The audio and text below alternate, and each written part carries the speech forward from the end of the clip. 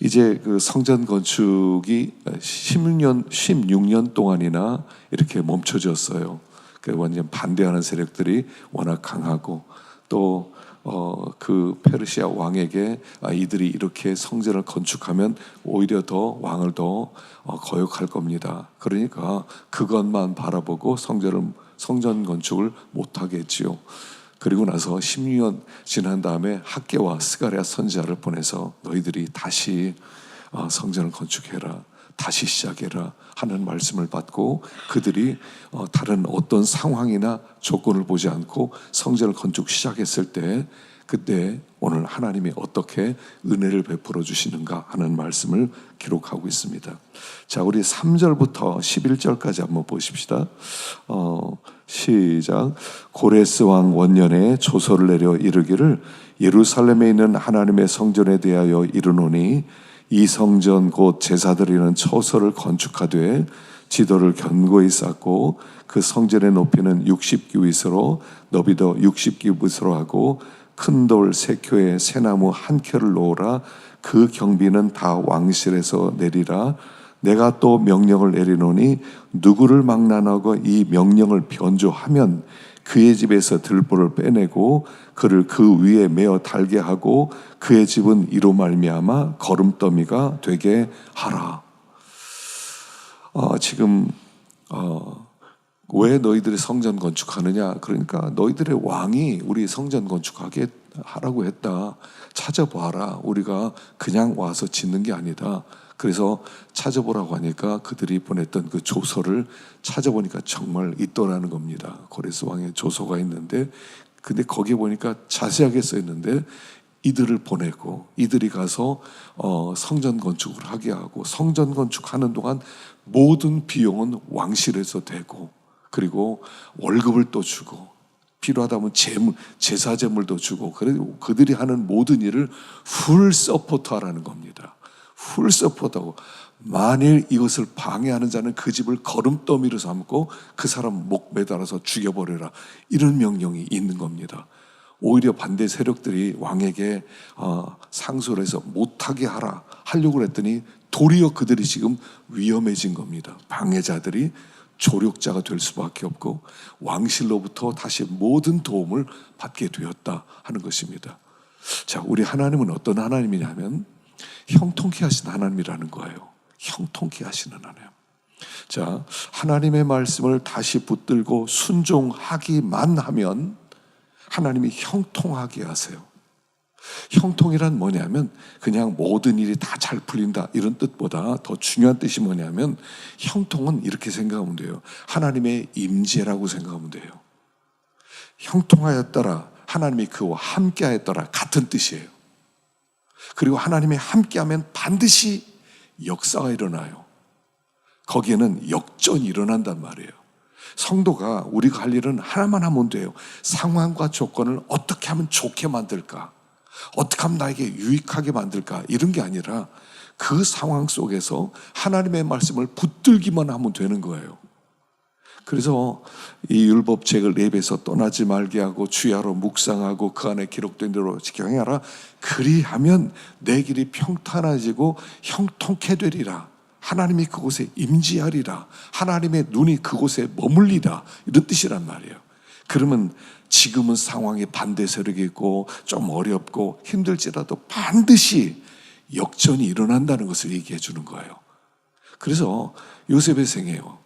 요셉이 끌려왔습니다. 포로가 아니라 팔렸죠. 정말 비참한 과거를 가지고 있는 사람이 요셉이에요. 근데 그 속에서 하나님을 붙들었더니 믿음의 길을 걸어갔더니 형통한 거예요.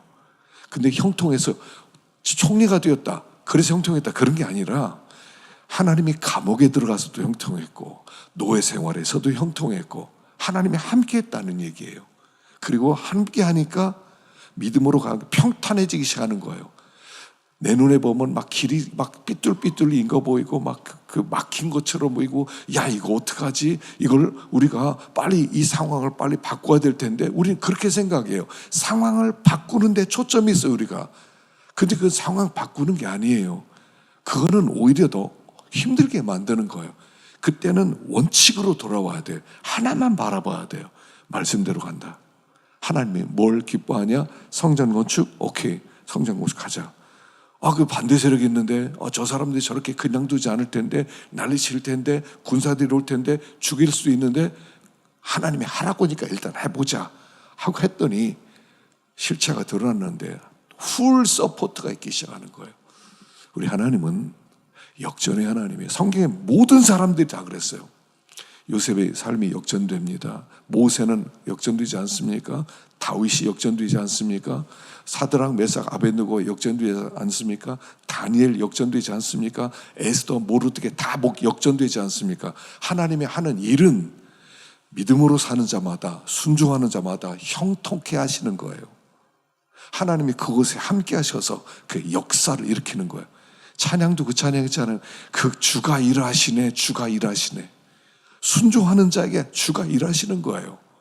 그러니까 길이 막 내가 볼 때 내 인생길이 막 나는 인생길이 왜 이래? 나는 왜 이렇게 힘들기만 해? 왜 이렇게 고생스럽기만 해? 그래도 믿음으로 걸어가세요. 그러면 점점 평탄해지기 시작해요.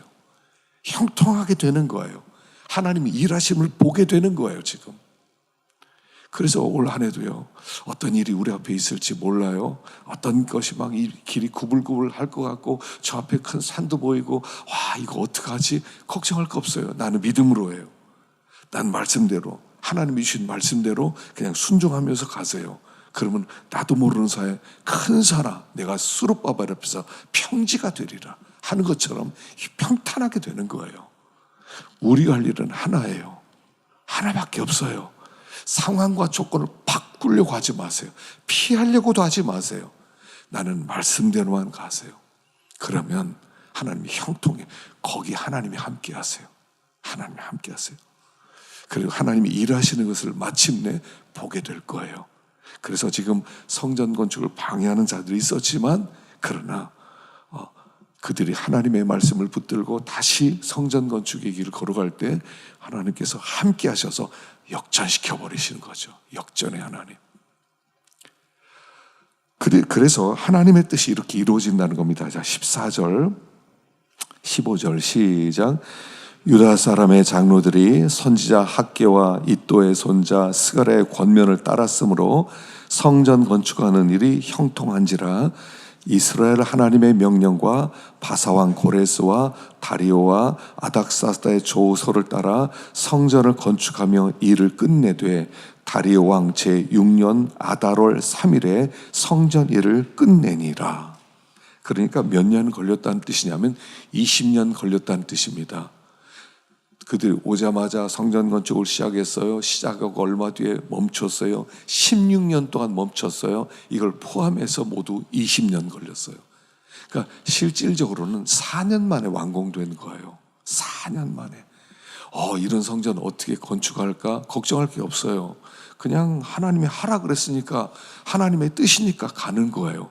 그런데 하나님의 뜻은 반드시 성취된다는 거예요. 하나님의 뜻은 하여간 반드시 성취돼요. 때때로 영화를 보잖아요. 영화를 보면 어떤 영화가 재밌습니까? 재밌는 영화는 어떤 일이 막 계속 꼬이는 거예요. 꼬이는 영화가 재밌어요.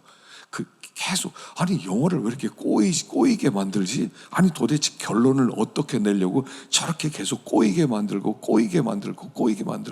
그걸 보는 재미가 있는 거예요. 근데 이 연출자는 계획이 있어요. 결론은 이렇게 간다. 그리고 이런 역경을 통해서 여기까지 간다. 결론이 나와 있어요. 지금 하나님의 계획이란 뭡니까? 결론은 나와 있어요. 그들이 성전 건축하게 돼 있어요. 완공하게 되었어요. 그게 반대 세력이 있을지라도, 지연될지라도, 문제가 있을지라도 반드시 성취되게 돼 있어요. 왜요? 그게 하나님의 계획이니까. 하나님의 계획이니까.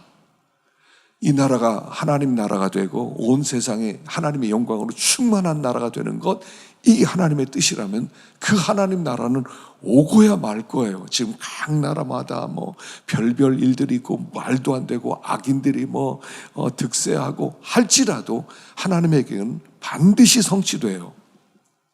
하나님의 뜻을 막는 것은 마치 무슨 토네이도, 미국의 토네이도 무섭죠. 이 회오리 바람인데 이 회오리 바람에 한번 불면요 다 날아가요. 차도 날아가고 나무도 뽑히고요. 뭐 집으로 보면 집도 다 날아가고 다 날아가요. 근데 그걸 두 팔 벌리고 막는 거하고 똑같아요. 못한다. 하나님의 계획을 막는 건 못한다는 것은 그 토네이도 앞에서 못한다 이렇게 서 있는 거 똑같아요. 하나님의 뜻은 막을 수가 없는 거예요. 그래서 여기 가말리엘은 이런 이야기를 했었죠. 사도행전 5장 35절 시작. 말하되 이스라엘 사람들아 너희가 이 사람들에 대하여 어떻게 하려는지 조심하라. 이제 내가 너에게 말하노니 이 사람들을 상관하지 말고 버려두라. 이 사상과 이 소행이 사람으로부터 났으면 무너질 것이요 만일 하나님께로부터 났으면 너희가 그들을 무너뜨릴 수 없겠고 도리어 하나님을 대적하는 자가 될까 하노라. 교회가 막 세워지고 복음이 선포되고 전파되고 그러니까 이 종교 지도자들이 두려웠습니다. 그래서 그들을 못하게 위협하자, 때리자, 죽이자 막 회의하는데 별말들이 있었어요. 근데 가말리 얘기합니다. 내 말 들어보라고. 이거 하나님이 진짜 하는 일이라면 우리 못 막는다. 그리고 우리가 하나님의 일을 막는 자가 된다.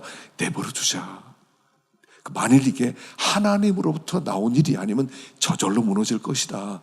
그러나 하나님으로부터 나왔으면 이건 망할 수 없다. 우리가 막을 수도 없다. 버려두자. 그리고 때려서 보내는 거예요. 참 지혜롭지요.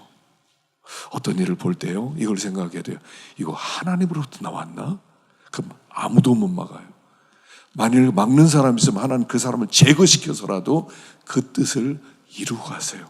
하나님의 뜻은 반드시 성취되세요.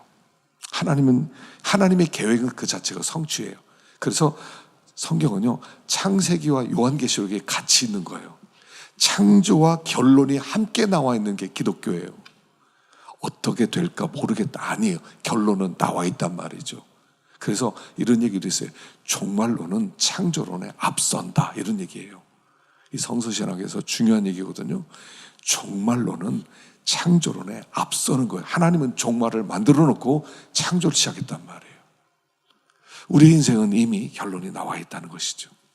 하나님의 뜻은 성취될 것이에요. 우리는 그것을 믿는 사람들이라는 것이죠. 그래서 20년 만에 성전이 건축됩니다. 그리고 그들이 했던 일이 있습니다. 자, 16절 봅시다. 시작. 이스라엘 자손과 제사장들과 레위 사람들과 기타 사로잡혔던 자의 자손이 즐거이 하나님의 성전 봉헌식을 행하니 사로잡혔던 자손이 첫째 달 14일에 유월절을 지키되 제사장들과 레위 사람들이 일제히 몸을 정결하게 하여 다 정결하며 사로잡혔던 자들의 모든 자손과 자기 형제 제사장들과 자기를 위하여 유월절 양을 잡으니. 자, 성전 건축되었습니다. 성전 봉헌식을 했습니다. 그리고 했던 가장 중요한 일이 뭐냐면 유월절이에요.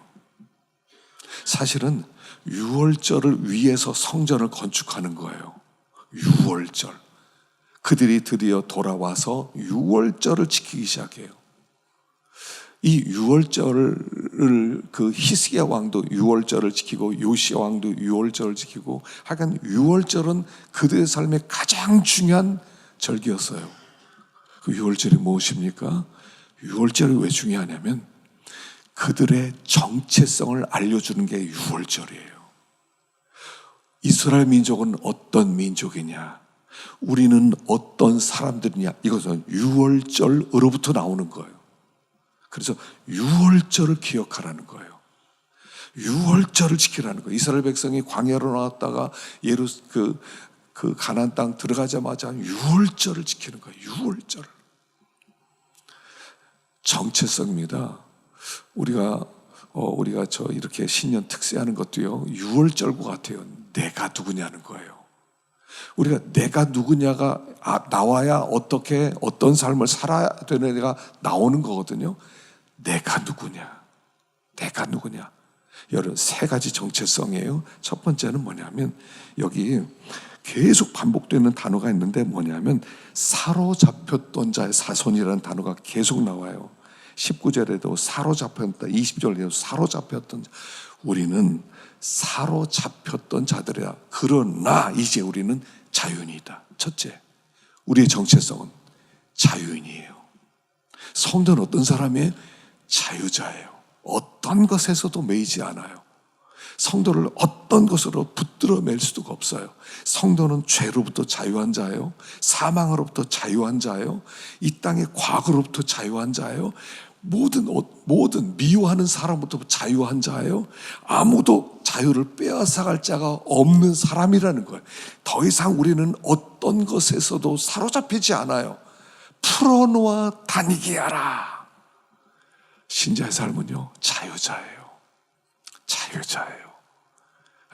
어떤 것으로, 우리는 무엇으로도 우리 자유를 빼앗아갈 수가 없어요. 우리는 자유자예요. 성도는요, 자유해야 됩니다. 걱정이 있다, 자유를 못한다는 뜻이에요. 두려워한다, 자유를 못한다는 거예요. 분노한다, 자유를 못한다는 거예요. 모든 거로부터 자유. 죽음을 두려워한다, 자유를 누리지 못하는 거예요. 우리는 자유자예요. 우리는 비록 날개는 없지만 날아다니는 사람 같아요. 무엇으로도 이 사람을 붙들어 맬 수 없어요. 무엇으로도 위협할 수가 없어요. 무엇으로도 유혹할 수가 없어요. 이 사람은 자유자예요. 원래는 사로잡혔어요. 그러나 이제는 더 이상 사로잡힌 자가 아니에요. 자유자예요. 그래서 마귀가 우리를 찾아오고 마귀 역사하는 게 뭐냐면 자유를 빼앗겠다는 거거든요. 너 자유하지 마. 시키는 대로 했네. 너 시키는 대로 안 하면 죽어. 너 죽어. 이게 마귀예요. 마귀는 너 죽어. 내 말대로 해. 이게 마귀예요. 마귀는 자유를 빼앗아가요. 성도는 자유자예요. 예수 그리스도 안에서 우리는 자유가 있어요. 그 갈라디아서를 자유의 헌장이라고 불러요. 내가 너희를 자유케 하려고 자유를 주셨으니 다시는 종의 멍에를 매지 마라. 그게 6월절이에요. 우리의 정체성이에요. 우리는 하나님이 계세요. 무한한 능력의 공급자 하나님이 계세요. 하나님께 기도하고 맡기면요, 염려도 떠나고 분노도 떠나고 두려움도 떠나고 다 떠나는 거예요. 평안함이 찾아오는 거예요. 그게 자유자예요. 이게 6월절 속에는 첫 번째 정체성이에요. 두 번째는 우리는 더 이상 땅에 속한 자가 아니라는 거예요. 세상 소속이 아니라는 거예요. 우리는 하늘 소속이고 하늘의 시민권자라는 거예요. 우리는 나그네들이고 순례자들이라는 거예요. 우리는 천성을 향한 길을 가는 중이라는 거예요. 우리는 지금 이 순례길을 마치 항해자처럼 이 배를 타고 소원의 항구로 가는 것처럼 풍랑이 있을지라도 그걸 타고 가는 그런 순례자들. 우린 땅에 매이질 않아요. 땅 바라보고 끙끙대는 멧돼지들이 아니에요. 우리들은 하늘을 바라보는 거룩한 자들이고 초라하는 사람들이라는 거예요. 이 우리의 정체성이에요. 우리는 나그네예요. 집 지으면서 여기서 어떻게 영광, 어떻게 부귀 누릴까, 이런 사람들이 아니에요. 천성을 바라보는 나그네들의 정체성이에요. 우리의 정체성, 나그네예요. 그리고 세 번째는 우리의 운명은 결정됐어요. 이기는 자들이라는 거죠. 우리는 이기게 돼 있어요. 지금 고난을 당하고 지금 어려움 당하고 지금 별별 공격을 다 받을 수 있어요. 그래도 우리는 이길 거예요. 그래도 이길 거예요. 우리가 이길 거라는 걸 아셔야 돼요. 이긴다고 해서 어려움이 없는 건 아니죠. 우리 불이 섞인 유리바다를 통과하고 그리고 그 바닷가에서 주님을 찬양하는 우리들 아닙니까? 찬양하는 우리들이에요. 저는 이게 불이 섞인 유리바다가 너무 좋았어요. 너무. 제가 이거 깨닫고 너무 좋았어요. 예전에 한남대학교 이제 체포를 이제 인도 초대를 받았는데 제가 그 말씀을 전했어요. 불이 섞인 유리바다. 우리는 지금 통과 중이다. 신학 교수님들이 거기 많이 있었거든요. 참 젊었을 때 겁도 없었어요. 저 교수들 앞에서 막 깨달은 거라고 그냥 열심히 교수님 와서 인사하시더라고요. 너무 좋았다고. 여러분, 우리는요, 불이 섞인 유리바다를 통과하는 사람들이에요. 불이 섞인 유리바다를. 우리는 그러나 이기게 돼 있어요. 올해 고난이 있을 것입니다. 그러나 우리 하나님께서 감당할 수 있는 고난만 주실 거예요. 오늘 찬양했어요. 하나님 우리를 지키세요. 환난을 면케하시며, 그 면케하신다는 것이 고난을 전혀 완전히 없앤다는 그런 뜻이 아니라 감당할 수 있는 것만 주신다. 더 큰 것을 깎아서 주신다. 이런 뜻이에요. 내가 감당할 수 있는 거. 더 큰 건데 하나님이 반쯤 줄여서 야 50% 디스카운트다. 이걸로 감당해봐. 그런 뜻이에요. 고난이 있을 수 있어요. 그러나 우리는 승리할 거예요. 승리자들이에요. 이게 6월절 속에는 우리의 정체성이에요. 우린 자유인이고 우린 나그네들이고 그리고 우리들은 승리자들이라는 거. 6월절이에요. 우리가 성찬식 할 때도 마찬가지예요. 똑같은 얘기예요. 성찬식 하면서 우린 자유자들입니다. 우리는 나그네들입니다. 그리고 우리는 승리자들입니다. 이 모든 고백이 성찬 속에 있는 거죠. 그 성찬을 통해서 우리가 그 은혜를 날마다 누려가는 거예요. 올 한해 우리는 승리할 겁니다. 두려워하지 마십시다. 미리 염려하지 마세요. 1년 뒤 거 미리 염려하지 마세요. 6개월 뒤 거 미리 염려하지 마세요. 연말 거 미리 염려하지 마세요.